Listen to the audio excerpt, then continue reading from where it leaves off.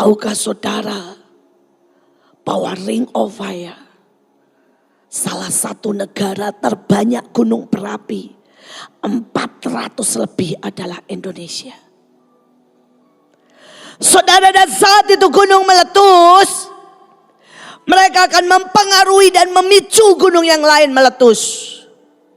Dan kalau mereka semua meletus, Indonesia tenggelam. Dan itu yang pernah dinubuatkan. Mana Sorgawi. Ada 3 golongan. Ya, saya membuat saudara lebih mudah sedikit. Saudara, yang pertama ada 4 malaikat dengan seluruh pasukannya untuk menjaga. Saudara, dan ini bisa digerakkan untuk menahan apapun bencana, apapun yang jahat. Saudara, ada 1 lagi malaikat, saudara, dengan seluruh pasukannya. Saudara, dan malaikat ini muncul dari matahari. Dan hari ini Tuhan beri tanda jelas di atas kita ada matahari. Adalah untuk memeteraikan. Saudara, dan malaikat ini berjalan bersama kita. Untuk memeteraikan apa saja yang kita mau meteraikan. Saudara, kita bisa bawa di hati kita saudara, keluarga, bangsa. Dan kita akan lihat bagaimana malaikat dengan pasukannya akan memeteraikan. Supaya tidak ada yang jahat bisa merusak. Tapi ada 1 lagi.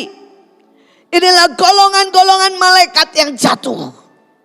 Yang sudah menunggu masanya. Untuk merusak segala sesuatu. Saya berdoa saudara mengerti. Hari ini Tuhan mau beri itu. Saudara, yang Tuhan beri tidak meterai di dahi saudara saja. Tapi yang Tuhan mau beri adalah saudara diberi kuasa. Menggerakkan malaikat. Saudara diberi kuasa. Untuk menggerakkan malaikat. Yang akan memeteraikan apa yang saudara minta. Karena kita adalah hamba-hamba Tuhan. Kita anak-anak yang dicintai. Dan Alkitab dalam Ibrani jelas berkata, kita bisa memerintah malaikat-malaikat. Mari kita teruskan. Saudara, di dalam Efesus 1 ayat 13 sampai 14. Di dalam Dia kamu juga, kamu yang telah mendengar firman kebenaran, yaitu Injil keselamatanmu. Di dalam Dia kamu percaya, dimeteraikan oleh Roh Kudus yang dijanjikan itu. Saudara, hari ini Roh Kudus ingin berjalan bersama saudara sebagai meterai. Saudara, inilah waktu akhir daripada puncak pekerjaan Roh Kudus. Saudara, puncak daripada pekerjaan Yesus adalah keselamatan.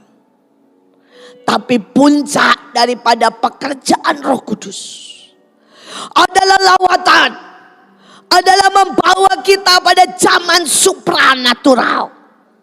Saudara, membuat kita berjalan menjadi manusia-manusia ilahi yang berjalan dalam sign and wonder.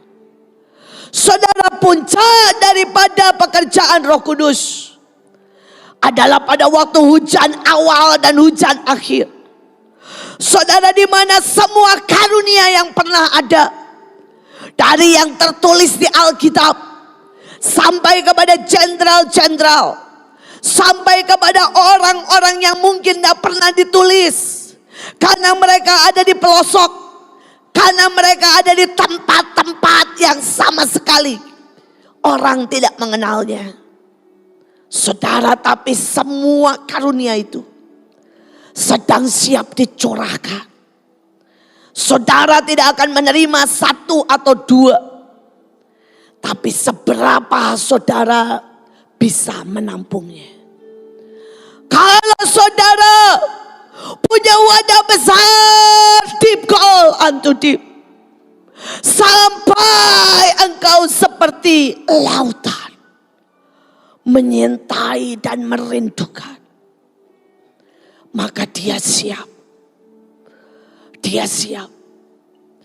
Saudara, Roh Kudus tidak pilih 1-2 orang. Dia sedang jalan. Dan dia cari wadah. Hari-hari ini hati saya terus berteriak kesakitan. Saudara, seperti hati Tuhan yang terus berteriak. Dia berkata, siapa yang merindukan untuk berjalan dalam sign and wonder? Tidak adakah lagi ku dapati orang-orang seperti Daud? Tidak adakah ku dapati lagi orang-orang seperti Elia? Tidak adakah lagi ku dapati orang-orang yang berani gila seperti Maria Ether, seperti Kathryn Kuhlman, seperti Smith, seperti Amy? Karena aku mau mencurahkan bukan seperti mereka, tapi mungkin 3 kali lipat, 7 kali lipat. Dan itu cuma ada di zaman kita. Itulah puncak dari pekerjaan Roh Kudus. Dan dia butuhkan kerinduan, pengajaran. Tidak ada, saudara. Tidak ada yang itu tiba-tiba datang ke seseorang dan bam, tiba-tiba dia jadi saksi. Tidak ada. Tiba-tiba dia jadi sakti. Tidak ada. Saudara Benny Hinn mengejar berjam-jam, 7 jam di kamar dan berteriak. Sehingga apa yang Kathryn Kuhlman punya, sebagian loncat ke Benny Hinn. Saudara, Evan Robert menangis bertahun-tahun. Dan di tahun terakhir dengan 3.000. Saudara, setiap malam Jumat. Dengan 3.000 tua. Orang-orang yang sudah jompo. Saudara, dan bam. Lawatan terjadi. Adakah hari-hari ini orang yang mengejar Tuhan sampai seperti Kathryn Kuhlman? Saudara, dia berkata kepada hamba-hamba Tuhan yang lewat di dekat rumahnya, saya tidak mau jadi apa-apa. Biarkan saya babat rumput. Biarkan saya bersihkan kandang. Asal aku bisa ambil bagian dalam melayani Tuhan. Dia selalu mengambil bagian paling berat. Dia bahkan membunyikan lonceng sepanjang jalan. Rumah lorong demi lorong. Dan dia cuma teriak. Nanti sore ada kebaktian. Nanti sore ada kebaktian.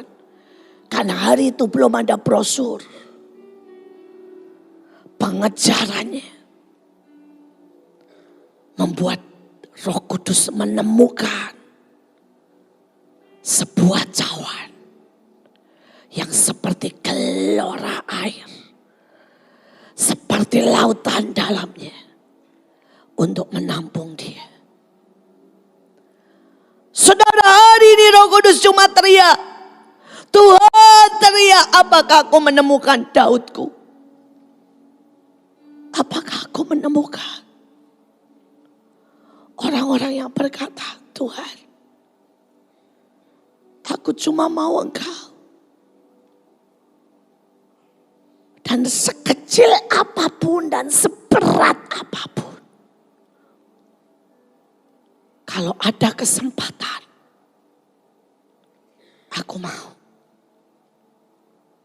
Karena itu adalah sebuah kehormatan, sebuah cinta, sebuah pengabdian. Saudara, dan Roh Kudus yang sama ini, Roh Kudus yang hari ini menanti saudara dan saya. Saudara, dikatakan, dan Roh Kudus itulah jaminan bagian kita sampai memperoleh seluruhnya, yaitu penebusan yang menjadikan kita milik Allah untuk memuji kemuliaannya. Jadi hari ini Roh Kudus sedang menunggu. Tapi hari ini Roh Kudus juga mau jadi jaminan buat kita itu memperoleh seluruhnya. Hari ini Tuhan tidak mau kita cuma dapat sebagian. Tuhan pengen kita dapat seberapa? Seluruhnya. Saudara, mungkin saudara bilang, Bu, saya cuma mau berkatnya, gak usah karunianya. Roh Kudus bilang, bodoh banget. Padahal kalian aku tawarkan semuanya. Saudara, dia tawarkan berkat. Dia tawarkan urapan. Dia tawarkan keintiman. Dia tawarkan karakter. Dia tawarkan kekekalan. Dia tawarkan lawatan. Karena dia bilang, all is yours. Seluruhnya. Seluruhnya. Seluruhnya. Saya berdoa pagi ini. Setiap kita berkata, Tuhan, tolong aku yang tidak layak. Tolong aku yang tidak percaya. Tolong aku yang tidak menginginkan. Tolong aku. Tapi buat aku terima seluruhnya. Dan tidak ada penundaan lagi. Kita berburu dengan waktu. Saudara lihat tadi di seluruh dunia. Anak-anak dilatih. Dan itu mulai umur 5 tahun. Jangan berpikir itu jauh. Itu di Indonesia. Itu di Amerika. Itu di seluruh dunia. Saudara mau lari kemana? Saudara jangan berpikir apa yang dikatakan Alkitab tentang chips itu masih lama. Saudara, itu dicanangkan 2019. Kalau kita tidak menahannya, itu akan terjadi. Beberapa orang berkata, buat apa repot-repot menahan? Karena itu ada di Alkitab. Saya berkata justru karena itu ada di Alkitab. Saya tahu itu pasti terjadi. Dan saya sangat serius. Karena itu kita akan sepakat menahan. Sampai lawatan terjadi. Sampai miliaran jiwa diselamatkan. Sampai kita diangkat di awan-awan. Baru setelah itu biarkan semua terjadi. Biarkan. Tahukah saudara bahwa Ring of Fire, salah satu negara terbanyak gunung berapi, 400 lebih adalah Indonesia. Saudara, dan saat itu gunung meletus, mereka akan mempengaruhi dan memicu gunung yang lain meletus. Dan kalau mereka semua meletus, Indonesia tenggelam. Dan itu yang pernah dinubuatkan oleh iblis. Dan kita berkata, kami tahan selama ada Batra, selama ada Mahanaim, lawatan harus terjadi. Dan gunung-gunung harus shalom, harus reda. Tahukah saudara bahwa lempengan itu, saudara jangan berpikir lempengan itu gerak ya gerak. Saudara, lempengan itu seperti ini ya. Saudara, dia sudah nempel. Dan dia ini sudah naik terus. Saudara, yang satu setiap tahun 3. Yang satu setiap tahun 5. Dan itu naik terus. Tinggal nunggu crack. Bam. Saudara, kita ada sangat di ujung tanduk. Tidak ada satu teknologi pun yang bisa menahan. Tidak ada satu cara pun yang bisa menghentikan. Cuma ada satu tangan yang sangat kuat. Yaitu tangan Tuhan sendiri. Tapi dibutuhkan doa. Dibutuhkan iman. Dibutuhkan tindakan profetik. Dibutuhkan kita mematok. Karena Tuhan tetap harus berdiri pada keadilannya. Dan saya berdoa untuk hari inilah kita berkata, kita patok, kita aktifkan semuanya. Kita berdiri sampai seluruh kegenapan, sampai seluruh janji, sampai seluruh lawatan menjadi milik kita. Dan itulah jaminannya. Saya tidak akan berhenti sampai seluruh destiny itu menjadi nyata. Dan itulah hari ini yang Tuhan janjikan. Saudara, Kidung Agung 8 ayat 6. Yang pertama, Tuhan berikan kita malaikat yang siap menahan, yang siap memeteraikan. Yang kedua, kita Tuhan berikan Roh Kudus. Dan Roh Kudus berkata, aku ini penolongmu. Aku ini temanmu. Aku ini mau ngasih semuanya. Saudara, saya tahu rasanya. Saya ini berkali-kali, saudara ya, menawarkan bantuan untuk orang-orang yang saya cintai. Saya bilang, yuk, ya, ngomong sama saya doakan, saya bantu. Karena saya sangat ingin engkau menyelesaikan. Tapi orang-orang yang saya cintai seringkali berkata, gak usah ibu, gak usah ikut campur. Biarkan saya kerjakan seperti yang saya mau. Belum waktunya. Saya gak menginginkan itu.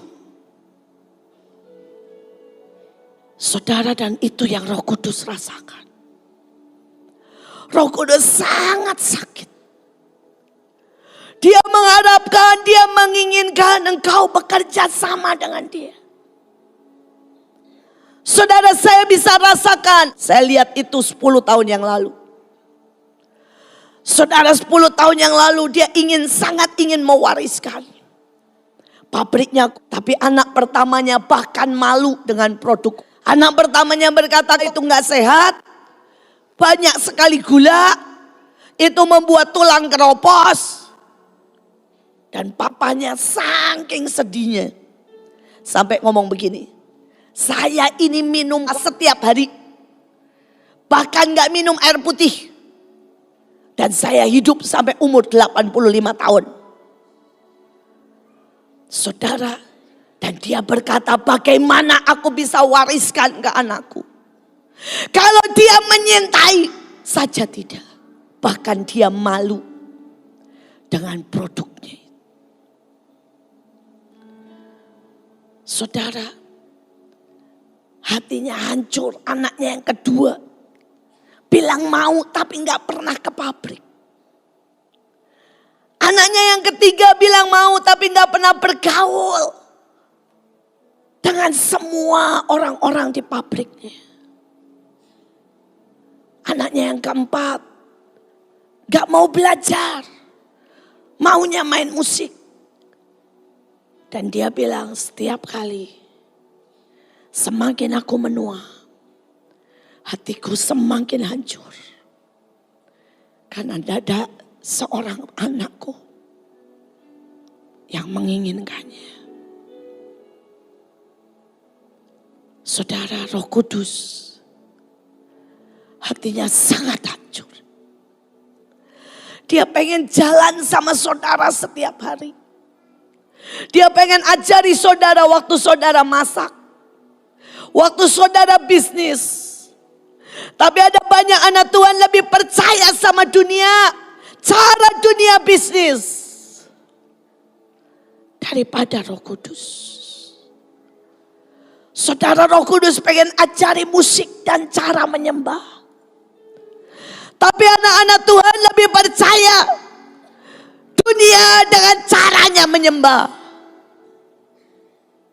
Roh Kudus ingin ajarkan bagaimana engkau mendoakan orang dan mengalami mujizat. Tapi bahkan kalau kita sakit, kita cari dokter. Roh Kudus ingin saudara jalan dan lihat terobosan ekonomi. Tapi kita lebih memilih utang. Dan saudara tahu sakit. Sakit banget. Roh Kudus bilang, "Nggak aku dapati orang yang merindukan aku, membutuhkanku, dan mau jalan dengan aku. Semua mau jalan dengan caranya. Sakit. Saya tahu sakitnya. Saya tahu rasanya. Sakit. Dan saya berdoa pagi ini. Di antara kita akan ada ribuan orang yang berkata, Roh Kudus, aku mau Engkau. Aku mau Engkau. Yang pertama saya lihat puluhan ribuan malaikat masih nganggur. Yang kedua saya lihat Roh Kudus yang menangis. Sampai ada ayat, jangan lukai dia. Dan yang ketiga adalah meterai cinta. Mari kita lihat ayatnya. Kidung Agung 8 ayat yang ke-6. Taruhlah aku seperti meterai pada hatimu. Seperti meterai pada lenganmu. Karena cinta kuat seperti maut. Kegairahan gigi seperti dunia orang mati. Nyalanya adalah nyala api seperti nyala api Tuhan. Saudara, dikatakan jelas bahwa kekuatan yang ketiga adalah cinta. Saudara, kata meterai, saudara, itu artinya sebuah perisai. Tapi meterai juga artinya kuasa. Meterai artinya kekuatan. Tapi kekuatan terbesar adalah cinta. Saudara, Mahanaim ada karena Tuhan ajarkan cinta. Saya masih ingat, saudara itu bicara sangat lama. Hari itu Tuhan sangat tegas berkata, nak, kamu tidak tahu artinya cinta. Kamu membutuhkan aku, tapi kamu tidak menyintai aku. Saudara, ribuan jutaan orang butuh Tuhan. Butuh Tuhan untuk makan, untuk berkat, untuk keselamatan. Tapi sedikit orang menyintai dia. Hari itu saya bilang, Tuhan ajari aku cinta. Saya orang yang tidak tahu cinta. Saya menjerit bilang, ajari aku cinta. Buat aku jatuh cinta. Buat setiap nafasku adalah menyintaimu. Dan buat aku menyintaimu lebih dari uang, lebih dari anak, lebih dari suami, lebih dari apapun. Saya menjerit. Karena saya tidak punya. Dan perlahan-lahan dia masukkan cinta itu. Dan ini adalah salah satu yang membuat Mahanaim ada, Bahtera ada.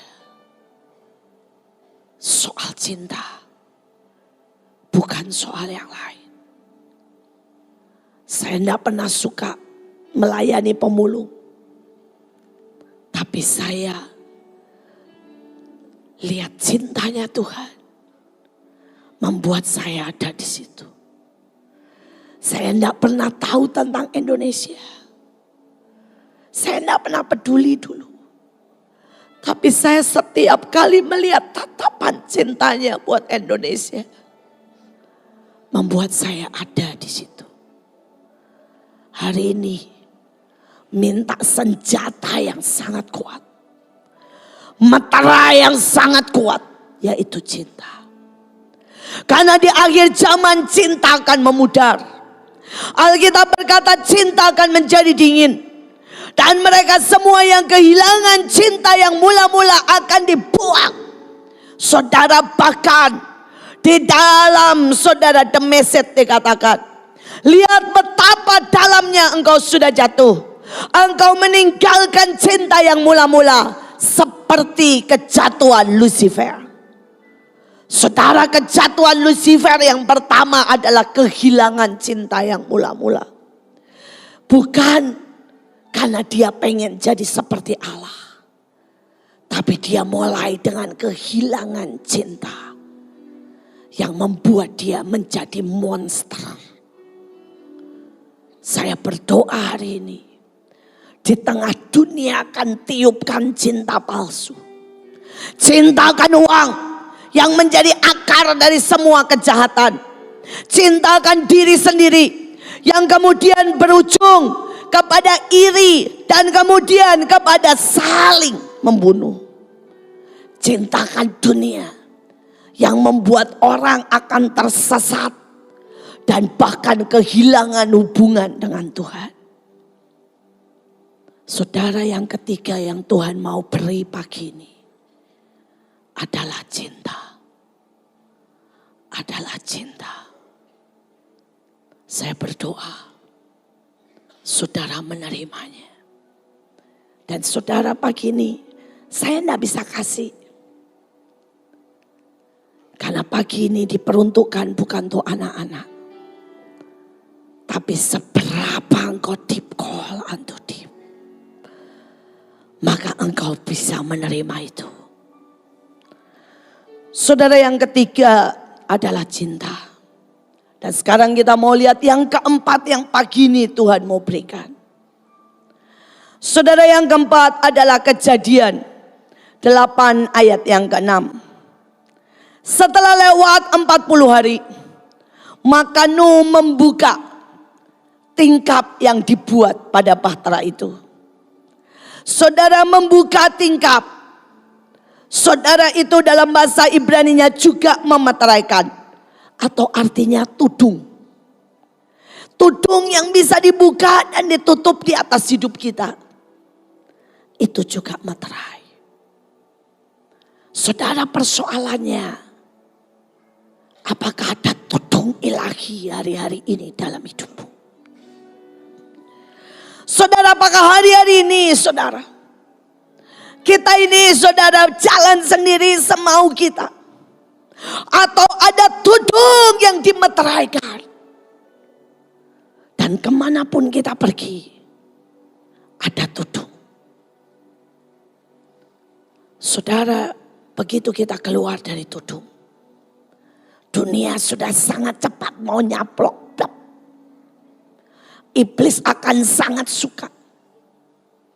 Saudara, pernah ada cerita tentang domba dan serigala. Saudara, domba itu selalu dikelilingi dengan pagar tinggi sekali. Saudara, dan ada tudungnya. Saudara, walaupun itu terbuat dari seperti jerami. Saudara ya, dengan kelihatannya sepele. Tapi itu membuat singa serigala tidak bisa masuk. Saudara, dan bagaimana cara singa itu? Saudara, untuk membuat domba-domba itu bisa dimakan. Cuma satu. membuat domba-domba itu keluar dari tudung, keluar dari pagar, keluar dari meterai. Saudara, dan singa-singa itu mulai, saudara ya, sangat dekat. Walaupun sangat dekat, cuma sebatas garis. Dia tidak bisa apa-apa. Tapi dia mulai ngaum. Wow! Saudara, dan itu domba-domba panik karena dengar suaranya. Mereka mulai lari ke segala arah. Saudara, kemudian nanti singanya pindah ke tempat lain. Saudara, dia mulai mengaum. Wow! Dombanya lari lagi. Saudara, dan domba yang buahnya ini, kalau mulai lari kiri, kanan, kiri, saudara ya. Kemudian dia menjadi kekuatan hebat. Saudara, 1-2 singa, 1-2 serigala tidak pernah bisa. Tapi waktu domba ini keluar, bareng-bareng lari ke satu pojok, nabrak temboknya, jeder. Maka mereka akan mulai keluar. Dan singa tinggal memakannya. Saudara, ada banyak cara yang iblis coba membuat engkau kecewa, marah, takut, panik, miskom, yang membuat engkau keluar dari tudung. Dan mendadak sangat mudah singa itu memakannya. Saya berdoa pagi ini, saudara minta meterai yang keempat dan berkata, beri aku tudung Tuhan. Beri aku tudung. Meteraikan itu di atas hidupku. Meteraikan itu di sekeliling hidupku. Biar aku tidak pernah keluar. Daud berkata, Roh Tuhan, jadilah tudung, jadilah pagar yang membuat aku tidak pernah bisa keluar dari rohmu. Saya berdoa, kita berteriak seperti teriakan daripada Daud. Saudara, yang terakhir, yang kelima. Yesaya 22 ayat 22. Aku akan menaruh kunci Mateah. Saudara, tapi ini juga berakar daripada saudara meterai. Rumah Daud ke atas baunya. Apabila ia membuka, tidak ada yang dapat menutup.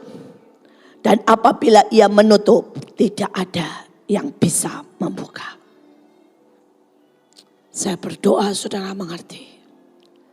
Ini kunci yang ajaib. Ini kunci satu-satunya yang disebut diulang di perjanjian baru. Diberikan kepada mereka. Diberikan kepada Philadelphia. Mereka yang tekun menantikan Tuhan. Yang mencari Tuhan siang dan malam. Kata mencari Tuhan itu seperti dipilin. Jadi satu dan tidak terpisahkan. Saudara, dan Tuhan bilang, hari ini nak, aku kasih kamu kunci Daud. Buat mereka yang terpilih menjadi satu dengan aku. Dan buat mereka yang setia melayani di rumah Daud. Kalau saudara baca dari Yesaya tadi, saudara, di atasnya itu Tuhan mencopot. Dan Tuhan bilang, aku ambil dan aku berikan ke orang yang lain. Saudara, ada orang-orang yang dikasih kesempatan. Ada orang-orang yang diberi kedudukan. Tapi mereka tidak pernah serius. Saudara, dan Tuhan ambil. Diberikan ke orang lain. Hari ini kunci itu ditawarkan buat saudara. Saudara, 5 hal ini. 5 hal ini. Yang pagi ini saudara bisa dapatkan. Yang pertama malaikat. Yang kedua apa? Masih ingat? Roh Kudus. Yang ketiga apa? Yang keempat apa? tudung. Yang kelima, kunci. Saudara, itu lima-limanya pakai kata materai. Dan itulah materai. Saya berdoa pagi ini kita akan sembah Tuhan. Dan saudara sendiri yang akan berurusan. Saudara yang akan berurusan untuk mengambilnya. Saudara sendiri yang berkata, Tuhan, aku sangat butuh. Aku percaya. Aku sangat menginginkan. Seberapa engkau menginginkan, seberapa engkau teriak, saudara yang akan mengambilnya. Matius pasal 13. Perumpamaan tentang seorang penabur. Pada hari itu keluarlah Yesus dari rumah itu dan duduk di tepi danau. Maka datanglah orang banyak berbondong-bondong, lalu mengerumuni dia, sehingga ia naik ke perahu dan duduk di situ. Sedangkan orang banyak semuanya berdiri di pantai. Dan ia mengucapkan banyak hal dalam perumpamaan kepada mereka, katanya, adalah seorang penabur keluar untuk menabur. Pada waktu ia menabur, sebagian benih itu jatuh di pinggir jalan. Lalu datanglah burung dan memakannya sampai habis. Sebagian jatuh di tanah yang berbatu-batu, yang tidak banyak tanahnya.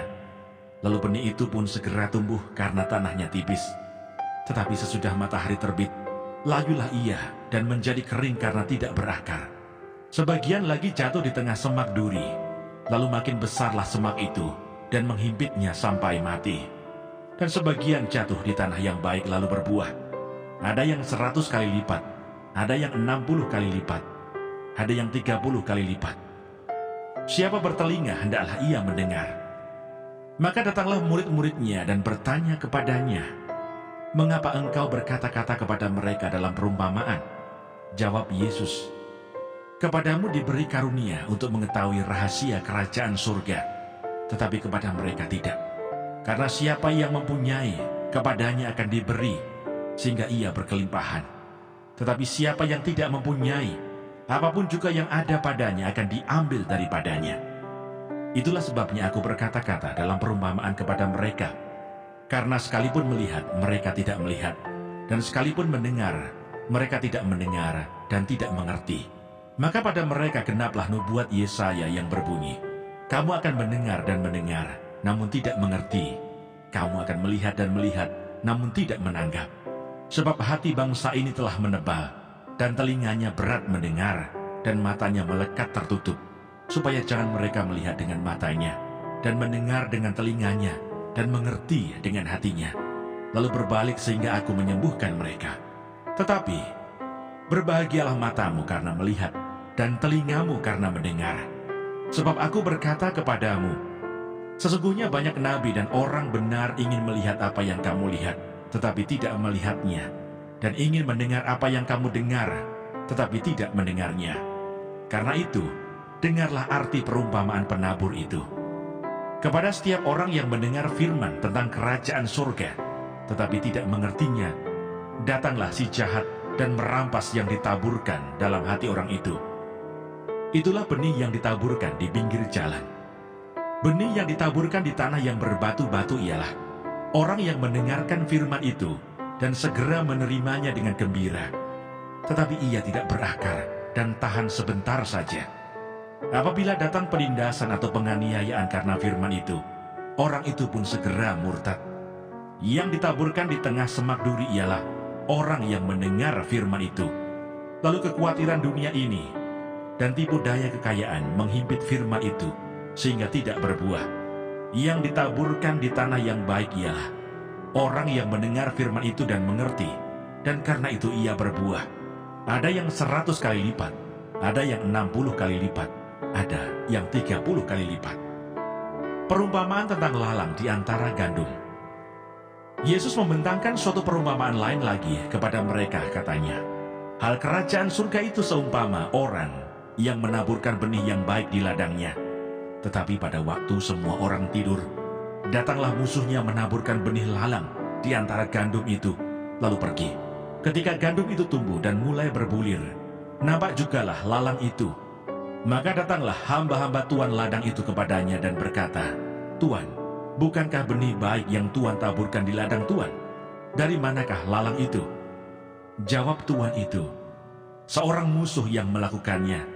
Lalu berkatalah hamba-hamba itu kepadanya, "Jadi maukah Tuan supaya kami pergi mencabut lalang itu?"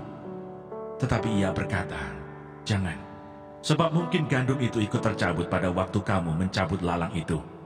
Biarkanlah keduanya tumbuh bersama sampai waktu menuai. Pada waktu itu aku akan berkata kepada para penuai, kumpulkanlah dahulu lalang itu, dan ikatlah berberkas-berkas untuk dibakar. Kemudian kumpulkanlah gandum itu ke dalam lumbungku." Perumpamaan tentang biji sesawi dan ragi. Yesus membentangkan suatu perumpamaan lain lagi kepada mereka. Katanya, "Hal kerajaan surga itu seumpama biji sesawi yang diambil dan ditaburkan orang di ladangnya. Memang biji itu yang paling kecil dari segala jenis benih, tetapi apabila sudah tumbuh, sesawi itu lebih besar daripada sayuran yang lain, bahkan menjadi pohon, sehingga burung-burung di udara datang bersarang pada cabang-cabangnya." Dan ia menceritakan perumpamaan ini juga kepada mereka. "Hal kerajaan surga itu seumpama ragi yang diambil seorang perempuan dan diadukkan ke dalam tepung terigu 3 sukat sampai khamir seluruhnya." Semuanya itu disampaikan Yesus kepada orang banyak dalam perumpamaan, dan tanpa perumpamaan suatu pun tidak disampaikannya kepada mereka, supaya genaplah firman yang disampaikan oleh Nabi, "Aku mau membuka mulutku, mengatakan perumpamaan. Aku mau mengucapkan hal yang tersembunyi sejak dunia dijadikan." Penjelasan perumpamaan tentang lalang di antara gandum. Maka Yesus pun meninggalkan orang banyak itu lalu pulang. Murid-muridnya datang dan berkata kepadanya, "Jelaskanlah kepada kami perumpamaan tentang lalang di ladang itu." Ia menjawab katanya, "Orang yang menaburkan benih baik ialah anak manusia. Ladang ialah dunia. Benih yang baik itu anak-anak kerajaan, dan lalang anak-anak si jahat. Musuh yang menaburkan benih lalang ialah iblis. Waktu menuai ialah akhir zaman, dan para penuai itu malaikat. Maka seperti lalang itu dikumpulkan dan dibakar dalam api, demikian juga pada akhir zaman. Anak manusia akan menyuruh malaikat-malaikatnya, dan mereka akan mengumpulkan segala sesuatu yang menyesatkan, dan semua orang yang melakukan kejahatan dari dalam kerajaannya. Semuanya akan dicampakkan ke dalam dapur api. Di sanalah akan terdapat ratapan dan kertakan gigi. Pada waktu itulah orang-orang benar akan bercahaya seperti matahari dalam kerajaan Bapa mereka. Siapa bertelinga, hendaklah ia mendengar." Perumpamaan tentang harta terpendam dan mutiara yang berharga.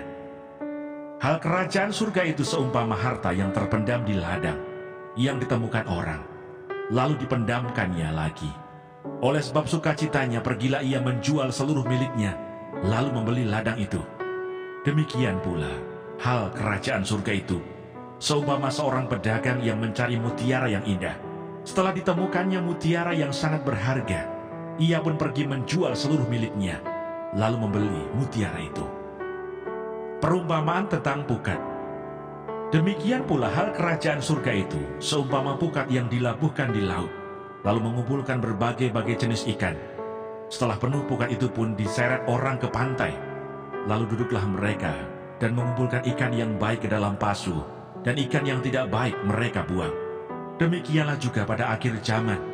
Malaikat-malaikat akan datang memisahkan orang jahat dari orang benar, lalu mencampakkan orang jahat ke dalam dapur api.